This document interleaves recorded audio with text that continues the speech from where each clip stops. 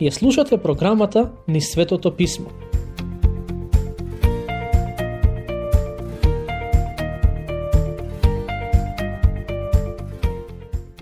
Ако имате Библија со себе, отворете ја кај глава 29 од книгата Создавање, бидејќи тоа е текстот кој ќе го проучуваме денес.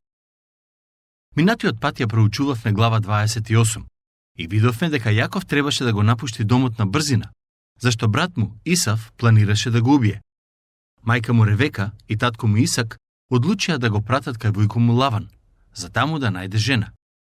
Родниот крај на Ревека е местото каде што Јаков ќе ја запознае својата сопруга, а за тоа ќе размислуваме во денешното проучување. Како што видовме досега, Јаков се однесуваше многу нечесно кон татко му и брат му. Кога избега од домот и беше осамен, Бог му се објави за да го утеши и при тоа му даде неколку ветувања.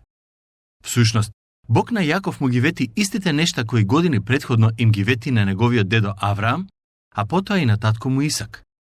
Проблемот беше во тоа што наместо да ги прими со вера, откако ги слушна ветувањата, Јаков се обиде да се пазари со Бог велејки: ако се грижиш за мене и ако ме вратиш назад во оваа земја, еве што јас ќе направам за тебе. Мислам дека не ја свати поентата на Божите ветувања. Ако исполнувањето на Божите ветувања зависеше од Јаков, тој никогаш немаше да добие нешто од Бог. Бог ветува поради својата благодат. Бог исполнува поради својата благодат. Истото се однесува и на нашето спасение. Не можеме да го заслужиме. Никој не може да се спаси врз основа на своите дела. Сметам дека најдобар опис на оваа глава се зборовите на апостол Павле, запишани во посланието до Галатјаните 6, 7 и 8. Не лажете се, Бог не е за подигрување. Што ќе си посее човекот, тоа и ќе си жнее. Кој се е во телото свое, од телото ќе пожнее погибел. А кој се е во духот, од духот ќе пожнее вечен живот. Можеби најдобриот наслов за оваа глава би бил "Тркалото се врти". Уште на самиот почеток од глава 29, Јаков ги жнее плодовите на семињата кои ги сееше претходно. Тоа е Божи закон на кој подлежиме сите. Тоа што го сееме, тоа и ќе го жнееме. Тоа е едно од вистините кои ги наоѓаме во Библијата. И истата се однесува на секоја животна област. Ако сеете памук, ќе жнеете памук. Ако сеете жито, ќе жнеете жито. И така натаму. Истото се однесува на сеењето и жнеењето со нашите зборови и дела. Например, фараонот нареди да се убијат машките бебиња на израелците. А што се случи подоцна? Неговиот син беше убиен од ангелот на смртта. Ахав нареди Навутеј да биде убиен и кучињата ја лижеа неговата крв. Потоа, Илија дојде кај Ахав и му рече: кучињата ќе ја лижат и твојата крв на истото место на кое ја лижеа крвта на Навутеј. Можеби Ахав се насмеа и си рече: добро што ми кажа, нема веќе додам во близина на тоа место. Но сепак пророштвото се исполни. Истото му се случи и на царот Давид. Тој направи ужасен грев. Бог му прости, но исто така дозволи да се соочи со последиците од гревот. Керката на Давид беше силувана, а неговиот син убиен. Сите ние го жнееме тоа што сме го посеале. Дори апостолот Павле го искуси ова правило на своја кожа. Кога Стефан, првиот маченик, беше убиен со каменување, Павле го одобри тоа дело. Години подоцна, самиот тој беше одведен надвор од градот Листра и беше каменуван. Време е Јаков да го жнее тоа што претходно го сееше. Важно е да го имаме на ум тоа пред да почнеме со читање и проучување на оваа глава. Јаков беше лукав човек и не бираше средства како да го постигне тоа што го има замислено. Не само тоа, туку верувам дека потајно беше горд на својата снаодливост и лукавост. Забележете што пишува во првите 3 стихови од оваа глава. Тогаш се крена Јаков и отиде во земјата на синовите на исток. Одеднаш во полето забележа извор. И ете, 3 стада овци лежеа околу него, бидејќи на тој извор се поеја стадата. Но голем камен имаше над отворот од изворот. И кога се собираа таму сите стада, го иставаа каменот од отворот на изворот и ги напојуваа овците, а потоа пак го ставаа каменот над отворот од изворот на неговото место. Водата беше и се уште е многу важен ресурс во таа земја. Ја нема во изобилие и затоа оние кои живеат таму ги ценат и ги заштитуваат изворите на вода. Во овие стихови читаме дека локалните жители го користеа изворот за да ги напојат овците. Во одредени периоди од денот, луѓето го тргнуваа каменот кој се наоѓаше врз изворот. И откако сите ќе ги напојат овците, повторно го враќаа. Јаков пристигна порано, кога се уште не беа дојдени оние кои беа одговорни за поместување на каменот. Еве што вели тој. Јаков им рече: "Од каде сте вие, браќа?" Тие одговорија: "Од Харан сме." А тој им рече: "Го познавате ли Лаван, синот Нахоров?" Тие рекоа: "Го познаваме." Луѓето го познаваа Лаван. Иако Јаков го знаеше само на име, за многу брзо ќе го запознае и лично. Стих 6. Тој пак ги праша: "Здрав ли е?" Рекоа: "Здрав е. И еве Рахила, ќерката негова, иде со стадото." И тој рече: "Ете, уште е рано и не е време добитокот да се прибира. Напојте ги овците, па одете и пасете ги." Јаков само што пристигна во таа земја и веќе им кажува на локалните жители како да ги напојат овците и што треба да прават. Ово однесување е типично за него. А тие рекоа: "Не можеме, додека не се соберат сите стада, за да се истави каменот од отворот над изворот, па тогаш ќе ги напоиме овците." Додека тој уште зборуваше, со нив дојде Рахила со ситниот добиток од таткото нејзин, бидејќи таа нив ги пасеше. Патем, во таа култура жените неретко се грижеле за добитокот. Јаков се сретнува со Рахила, војко Лаван и Леа. А кога ја виде Јаков Рахила, ќерката Лаванова и стадото на Лаван, братот на мајка си, пристапи Јаков и го истави каменот од отворот на изворот и го напои стадото на Лаван, братот на својата мајка. Не знам дали некој му кажа да го направи тоа, но тој ги напои овците на војко му. Може би се уште не беше време за да се напојат овците, но тоа не го интересираше, бидејќи тој не се водеше според ничии правила, освен своите. Во првиот дел од неговиот живот, Јаков живееше како што сака, но доаѓа период од животот кога ќе почне да учи многу важни животни лекции, а во сето тоа ќе му помогне војко му Лаван. Во стих 11 читаме нешто кое за мене лично е многу чудно.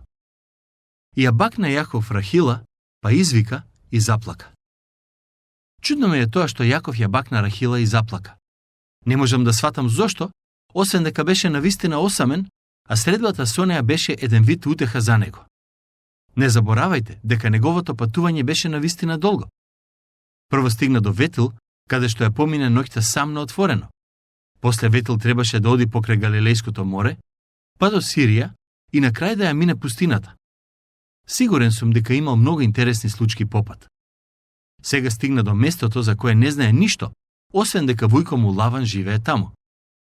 Само што стигна во Харан, тој ги поздрави локалните жители како да ги знае цел живот, им постави прашања, а потоа го помести каменот за да можат да ги напојат стадата. Според мене, причината зошто ја бакна Рахила и заплака е затоа што последните неколку дена од неговиот живот му беа многу емотивни, а средбата со неа уште повеќе ги разгори неговите емоции. Предпоставувам дека не заплакал вториот пат кога ја бакнал. Стих 12. Потоа и каже на Рахила дека тој му е род на таткото нејзин и дека е син на Ревека, а таа отрча, па го извести таткото свој. Со оглед на тоа што Ревека и Лаван се сестра и брат, тоа значи дека Јаков му е внук на Лаван. Во оригиналниот еврејски се вели дека Јаков му е брат на Лаван, но тоа е така поради ограниченоста на јазикот, во описот на меѓусебните семејни односи. Тие не беа вистински браќа, туку војко и внук. А кога чу Лаван за Јаков, синот на неговата сестра, му излезе во пресред, го прегрна и бакна и го воведе во својот дом. А тој му раскаже на Лаван се. Сигурен сум дека Јаков имаше многу што да им каже. За причината зошто замина од дома, за нештата кои му се случија попат и слично. Предпоставувам дека не им кажа за начинот на кој ги измами брат му и татко му, за тоа како го доби првородството и благословот, за неговото пазарање со Бог во Ветил и слично. Лаван дозна некои работи за животот на внук му, но сигурно не дозна се што е важно. Лаван пак му рече: "Ти си навистина моја коска и моја плот." И тој остана кај него цел месец. Јаков е кај војко му веќе еден месец. Што прави таму? Седи и не работи речиси ништо. се однесува како да е дојден на одмор кај роднините. Сигурно го искористил тоа време за подобро да ја запознае Рахила. Очигледно е дека беше заинтересиран за неа, а и таа за него. Освен тоа, мислам дека Јаков не работеше ништо друго. Предпоставувам дека едно утро додека појадувале, Лаван му пристапил на Јаков и еве што се случило. Стих 15. Тогаш му рече Лаван на Јаков: зарем бесплатно ќе ми служиш зашто си ми род? Кажи ми, која е да ти биде платата? Лаван е многу итар, затоа што му зборува за работа, а сигурен сум дека Јаков немал намера да работи. Војкото му вели на внукот: нема смисла без пари да работиш за мене. Сакам да ти платам. На некој начин, Лаван сакаше да му каже на Јаков дека не може да јаде и живее во неговиот дом, без при тоа да работи нешто. Јаков беше снаодлив, но сега се соочува со снаодливоста и трината на војко му. А Лаван имаше две керки. На постарата ѝ беше името Лија, а на помладата Рахила. Во овој стих за прв пат е представена и постарата керка, Лија. Лаван го наблюдуваше внук му Јаков и свати дека е заинтересиран за неговата помлада керка, Рахила. Последниот стих ни е запишана причината зошто Јаков беше заинтересиран за Рахила, а не за Лија. Стих 17. На Лија очите ѝ беа болникави, а Рахила имаш убава става и убаво лице. Рахила беше многу убава девојка, а за разлика од неа, Лија имаше болникави очи. Тоа е фин начин на кој авторот ни кажува дека Лија не беше многу убава. Кога бев на факултет пред многу години и учев грчки, прочитав за еден човек кој, кога сакал да каже дека некоја жена е убава, за неа велел дека има очи како на крава. Многу се смеев секогаш кога го читав тоа. За мене, тоа воопшто не звучеше како комплимент. Шегата настрана. Сакам да ве прашам дали во скоро време сте имале прилика одблиску да погледнете крава во очи. Следен пат кога ќе имате прилика, направете го тоа. Очите на кравите се многу убави. Од тогаш наваму никогаш не сум помислил дека очите на кравите не се убави. Како што човекот за кој читав ги нарекувал убавите девојки, дека имаат очи како на крава, така авторот на книгата Создавање пишува дека Лија имаше болникави очи, сакајќи да каже дека не беше многу убава. Значи, Лаван имаше две керки. Очигледно е дека Јаков е заљубен во Рахила. Не само тоа, туку забележете на што е спремен. Стих 18. Јаков ја засака Рахила, па рече: ќе ти служам 7 години за Рахила, твојата помала керка. Лија имаше болникави очи, а очите на Јаков постојано беа вперени кон Рахила. Дента кога војкото Лаван му предложи на Јаков дека треба да работи за плата, тој доби идеја да работи за да ја добија Рахила. Затоа вели: ако не е проблем, сакам да ти служам 7 години за Рахила. Лаван знаеше дека ова е многу добра сделка и затоа се согласи. Тогаш Лаван рече: подобро тебе да ти ја дадам отколку на друг. Остани кај мене. Ако сакаш да ми служиш, немам проблем со тоа. Мислам дека ова е најдоброто и најдоблесното нешто што го направи Јаков, се до овај момент од животот. Неговата љубов кон Рахила и начинот на кој е спремен да служи 7 години за да ја земе за жена, се навистина за пофалба. Стих 20. И отслужи Јаков за Рахила 7 години, и тие му се причинија како неколку дена, зашто ја сакаше. Очигледно е дека Јаков беше добар работник. Сигурен сум дека војко му Лаван му давал и тешки работни задачи, кои тој добро ги завршувал. Причината поради која Јаков ги издржа тие 7 години беше затоа што знаеше дека откако ќе поминат ќе ја добија Рахила. Љубовта кон неа беше неговата главна мотивација. И му рече Јаков на Лаван: дај ми ја жената, зашто дојде времето да влезам кај неа. И ги повика Лаван сите луѓе од тоа место и направи свадбена гозба. А вечерта ја зеде Лија, керката своја, и ја воведе кај Јаков, и тој влезе кај неа. За време на свадбените прослави во таа култура, невестата била целосно покриена и младоженецот не можел да ја види. Кутриот Јаков не виде со која девојка се ожени се до утрото после првата брачна ноќ. Тој беше шокиран, затоа што се ожени со Лија, а не со Рахила. Се прашувам, дали во тој момент Јаков свати дека е измамен? Дали се сети на моментите кога го излажа својот татко и го зеде благословот кој му припагаше на брат му? Јаков успешно го измами татко му, но Бог му дава да се соочи со последиците од неговите постапки. Бог му го вети благословот, но Јаков требаше да чека за да го добие во Божјо време и на Божји начин. Едноставно кажано, тркалото се врти. Околу 7 години предходно, Јаков се представи дека е постариот брат, се со цел да го земе благословот од татко му. Сега мисли дека се ожени со помладата ќерка, а всушност му ја подметнаа постарата. Тркалото се врти. А вечерта ја зеде Лија, ќерката своја, и ја воведе кај Јаков и тој влезе кај неа. И Лаван и ја даде Зелфа, слугинката своја, на Лија, ќерката своја, за да ја биде слугинка. А кога настана утрото, се виде дека тоа била Лија, па му рече Јаков на Лаван: "Што ми направи? Нели за Рахила ти слугував? Зошто ме измами?" Јаков свати што значи да се биде измамен, исто како што татко му и брат му беа измамени од него. Иако Војко му направи нешто погрешно, сепак наоѓа начин како да се извади од таа ситуација. Лаван беше експерт по снаодливост. А Лаван му рече: "Не бива во нашето место да се омажи помалата пред постарата." Тој всушност му вели: "Да, вистина е дека ние се договоривме да работиш за да ти ја дадам Рахила. Сепак има уште еден дел од договорот кој е многу важен. Во оваа земја постои правило кое вели дека постарата ќерка треба да се омажи прва, а се додека таа не се омажи, нејзината сестра не смее да стапи во брак. Заборавив да ти го кажам правилото, но мора да го почитуваме. Токму затоа ја доби Лија, а не Рахила." Војко Лаван сака да се прикаже како дарежлив и затоа на Јаков му дава уште една понуда. "Помини оваа седмица со неа, па ќе ти ја дадам и другата, за која ќе ми слугуваш други 7 години." Немојте да мислите дека Бог го одобрува ова што се случува.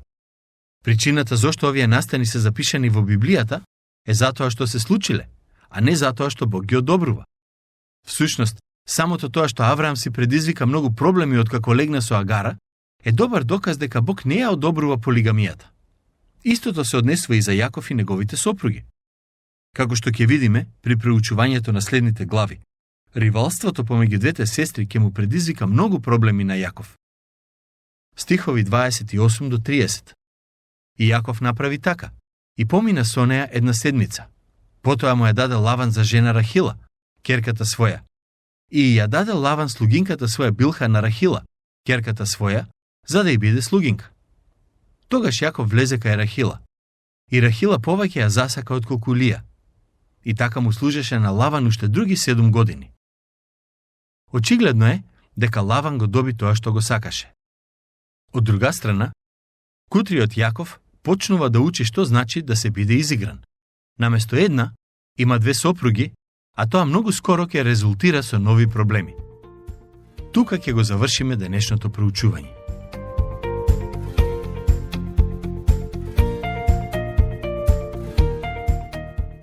Слушнавте емисија од програмата Низ Светото Писмо.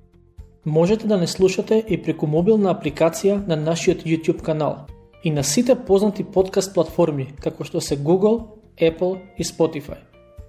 Ако ви се допаѓаат нашите програми, споделете ги и препорачајте ги на вашите пријатели. Бидете слободни да оставите свој коментар или да ни пишете на нашата имейл адреса nizsvetopismo@gmail.com. Следете ги нашите страни Низ Светото Писмо Македонија на Facebook и Instagram. Емисиите од оваа серија можете да ги најдете и на нашата веб страна ttb.twr.org.